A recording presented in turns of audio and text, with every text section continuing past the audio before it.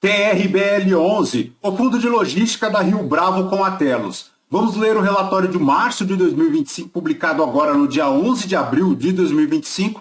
No dia 1º de abril, o fundo divulgou aí um fato relevante, consistente aí na desinterdição total lá do CLC de Contagem, Minas Gerais. Vamos continuar aí a leitura de mais um capítulo de toda essa novela. Este será o tema do nosso vídeo de hoje. Está aí, pessoal, o fundo que iniciou as operações em 2012, tem aí uma taxa de administração de 0,84, um patrimônio líquido aí de 740 milhões. Ao todo, o fundo possui aí 5 imóveis, 255 mil metros quadrados de ABL, 11 inquilinos, 2,5 é a vacância física, mas como veremos adiante, essa vacância financeira não corresponde aqui a este percentual, ela é aí um pouco superior. Um volume médio de negociações aí na B3 de 510 mil reais. Na data que eu gravo aqui com vocês, pessoal, o TRBL11 está cotado aí na B3 a R$ 60,18. Desde o início das notícias negativas aí do fundo, lá em setembro de 2024, ele decresceu bastante aí no mercado secundário,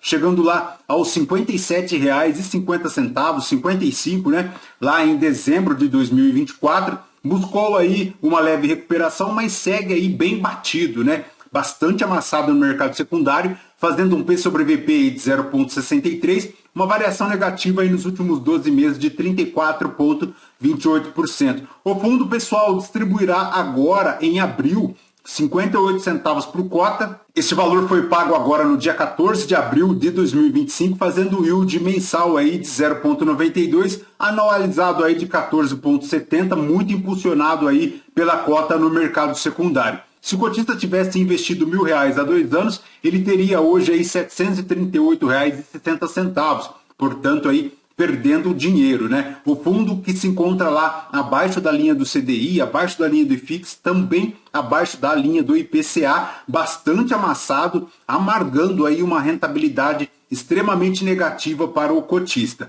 Voltando aqui para o relatório, pessoal, em março a gestão apurou aí uma receita operacional para o fundo de 3.650.000, o equivalente aí a 47 centavos por cota, o que levou aí a um resultado de 2.999.000, 39 centavos por cota. É aquilo que já comentávamos em vídeos anteriores, né, pessoal? A receita do fundo estava caindo, consequentemente afetaria aí a distribuição, e foi o que aconteceu, chegando aqui a um resultado de apenas 39 centavos, tá? Segundo a gestão, ela divulgou aí 58 centavos para a distribuição agora em abril. O valor distribuído aí ficou 4 centavos abaixo do projetado, influenciado aí por duas questões. O primeiro é o recebimento inferior lá ao estimado na rescisão contratual com a Alma Viva, e o segundo fator aí é o aumento do IPCA estimado negativamente aí para o pagamento dos juros relacionados aí à aquisição lá do Grupo Log, que será quitado agora em abril. Também, pessoal, o fundo continua a ser impactado negativamente aí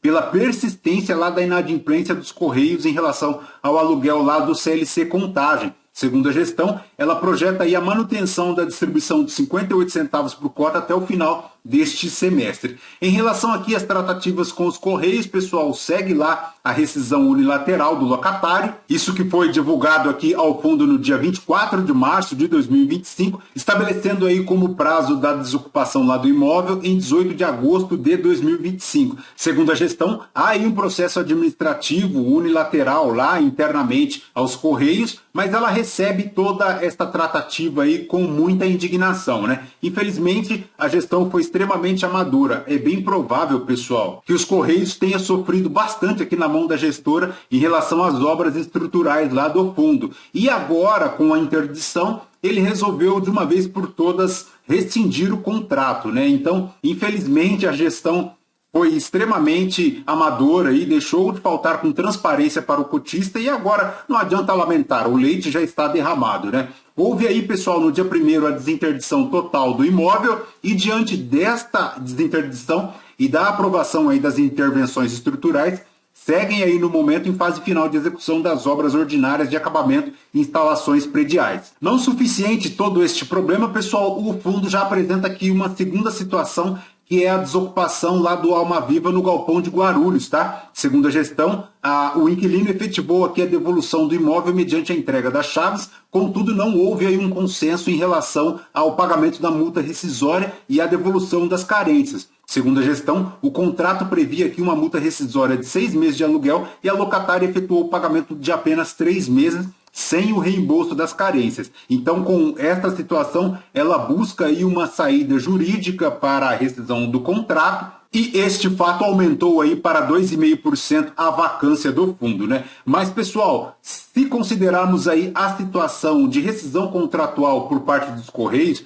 e que ele não está pagando o principal imóvel aqui do fundo, é bem provável que a vacância financeira do fundo seja bem superior a 2,5%, tá? A vacância física não necessariamente corresponde com a vacância financeira. Em relação aqui, pessoal, ao quadro resumo aqui das operações em relação ao CLC Contagem, aquilo que já sabemos, tem aqui algumas fotografias das obras realizadas, né? Ela estancando aí o talude, que era onde tinha o principal problema estrutural lá do imóvel. Tem aqui a continuidade das obras, buscando aí a preparação do contrapiso e a execução do drywall, mais obras internas agora, né? Em relação ao resultado do fundo, pessoal, ele apresenta aí um delta negativo em relação às distribuições de março, chegando aí a 31,8% de queda em relação à distribuição. Ela que até setembro de 2024 era aí na casa de 85 centavos e agora decresceu para 62 e, por fim, decresceu também para 58. Enfim, uma derrocada geral aqui no fundo em relação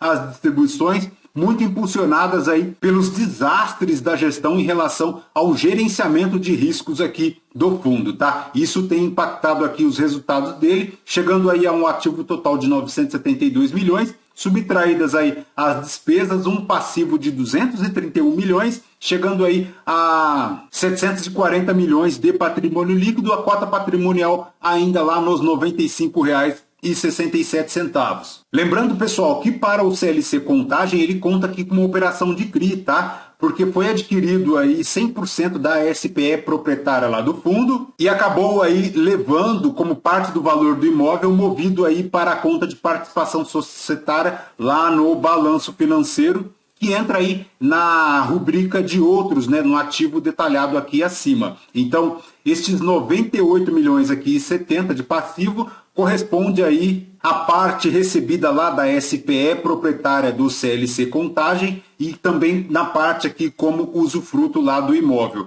Em relação aqui, pessoal, ao desempenho do fundo, como verificamos a partir de novembro de 2024, ele decresceu consideravelmente com o desempenho lá em relação ao CDI e ao IFIX, afetando sobremaneira aqui a rentabilidade do fundo, né? Tanto é que vejamos aqui, pessoal, em outubro ele teve um volume de negociações aí absurdo, quase que triplicou aí, saindo de 600 milhões para 1 milhão e 800, o volume negociado na B3, a força vendedora altíssima aí, os cotistas saindo demais do fundo, o que consequentemente levou aí esta queda da cota no mercado secundário, né? Saindo lá na casa de R$90 para agora a casa de R$60. O fundo, pessoal, ele tem 5 ativos aqui na carteira, 3 em São Paulo, 1 em Minas Gerais e 1 também na Bahia. Em relação aqui ao CLC Contagem, pessoal, ele tem um pênalti, porque embora 100% ocupado, ele está 100% aí sem receber qualquer aluguel em relação a este imóvel. Então, de vacância financeira aqui para o CLC Contagem é 100%, tá? E também não é só. Para o Galpão Guarulhos, ele tem aí na casa de 67% de ocupação física, ou seja, quase que 33% aqui de vacância física para este imóvel, afetando aí também as receitas imobiliárias do fundo, né? Pessoal, ele tem aí 62% de contratos atípicos, 38 típicos,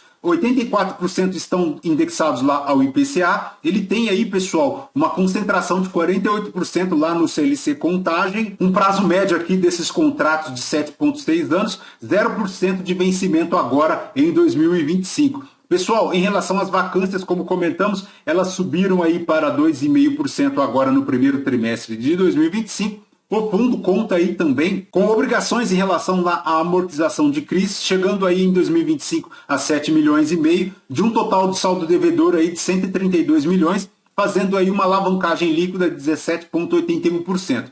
Mas se somarmos aqui, pessoal, esta alavancagem do fundo é bem superior a 17%, tá? Isso porque do total aqui de ativos, se dividirmos aqui o total de passivo de 231 milhões para 972 milhões, que é aqui o total de ativos, esta alavancagem chega aí a 23%, tá? Então, importantíssimo cotista ficar atento a esta alavancagem do fundo. Pessoal, por fim aqui, em relação à DRE do fundo, ele fez aqui para março de 2025 3 milhões e 600 de receita imobiliária, um resultado financeiro aí de 621 mil reais, subtraídas aqui 1.273.000 das despesas, um resultado total aí de 2.999.000, distribuindo aí 4.488.000 reais, o equivalente aí a 58 centavos por cota, tá? Mas o resultado dele foi apenas de 39 centavos agora em março de 2025, e no acumulado do semestre ele tem um resultado aí de R$ 3,01, distribuindo aí R$ 1,82. Assim como lá no RBVA 11, né, a Rio Bravo insiste aqui no TRBL 11 em também não divulgar qual é o montante de receita acumulada e não distribuída do fundo, tá? Bastante atenção neste ponto, porque o fundo vem consumindo aí